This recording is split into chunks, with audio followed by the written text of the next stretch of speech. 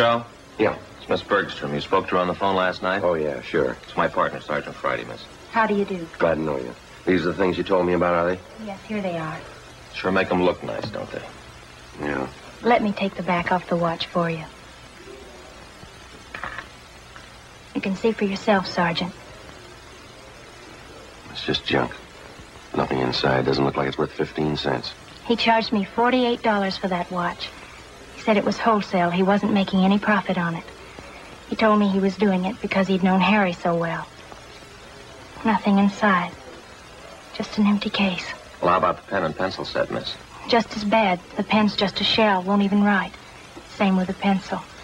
I paid him $30 for them. Mm-hmm. This engraving on the pen with love from Harry? That's Harry, the boy I was engaged to. That's how the man got me interested to start with. He came to my house and gave them to me. The watch and the pen and pencil. He said Harry had ordered them as presents for me. I see. I just had to cry when he brought them. Poor Harry. When did this man come to your home, Miss Bergstrom? Yesterday morning.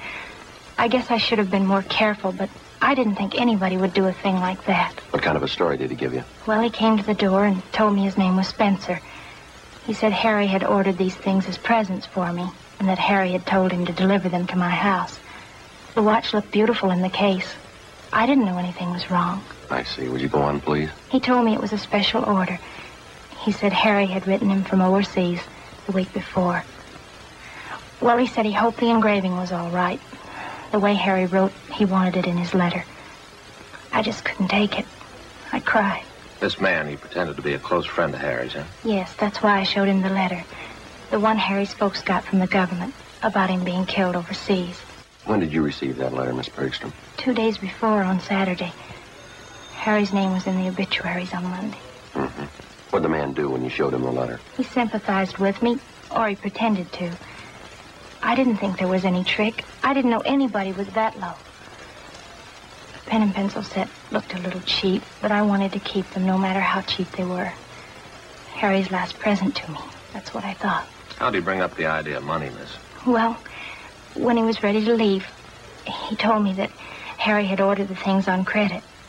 He said he didn't want to mention it, but he wondered how he could get payment for the watch and the pen and pencil. He didn't show you a bill, did he? An invoice listing the price of the watch or the engraving that was done? No, and I didn't want him bothering Harry's mother and father at a time like this. So I borrowed some money from my dad and paid him. $48 for the watch, $30 for the pen and pencil set. Could you describe the man for us, Miss Bergstrom? What he looked like, clothes he was wearing? It's right here on this slip of paper. It's all written out for you. Thank you. It's a terrible thing, coming right at the time of Harry's death. Well, you're not alone, if that's any consolation. An Army widow out in Hollywood was cheated on the same kind of deal last Friday. It's so cruel. Using a dead person's name to cheat you. Yes, ma'am. How could anyone get lower than that? They keep trying.